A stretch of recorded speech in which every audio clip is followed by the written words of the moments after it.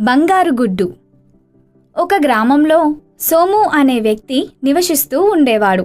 సోము రోజు పక్కన ఉన్న అడవికి వెళ్ళి కట్టెలు కొట్టి వాటిని అమ్మగా వచ్చిన డబ్బులతో జీవితం గడపసాగాడు.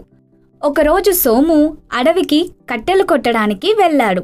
కానీ ఆ రోజు సోముకి సరి అయిన చెట్టు దొరకలేదు.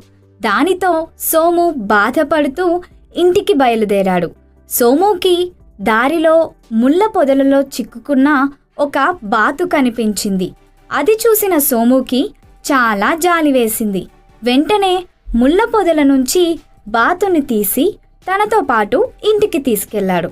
ఆ రోజు కట్టెలు కొట్టకపోవడంతో సోము పస్తులుండవలసి వచ్చింది. సోము పేదరికం చూసిన బాతుకి బాధేసింది. ఆ తరువాతి రోజు ఉదయం బాతుకి ఆహారం పెట్టడానికి బాతు దగ్గరికి వెళ్ళాడు సోము. అప్పుడు బాతు ఒక బంగారు గుడ్డు పెట్టి ఉండటం చూసి ఆశ్చర్యపోయాడు.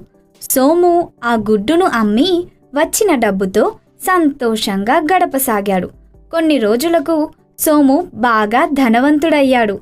అలా రోజు బాతు బంగారు గుడ్డు పెట్టేది. ఆ గుడ్డును అమ్మి సోము ఇంకా చాలా ధనం సంపాదించాడు.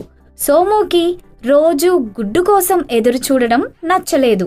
సోము భార్య సోముతో, మనం బాతుగుడ్ల కోసం ఎదురు చూడడం ఎందుకు? దాని పొట్టలో చాలా బంగారు గుడ్లు ఉంటాయి. దానిని చంపి ఆ గుడ్లు అన్నీ ఒకేసారి తీసుకుందాం అని సలహా ఇచ్చింది. సోము దానికి సంతోషించి బాతును చంపి కడుపులో చూశాడు. కానీ ఆ బాతు కడుపులో ఏమీ లేదు. సోము అతని భార్య తమ అత్యాశకి బాధపడ్డారు.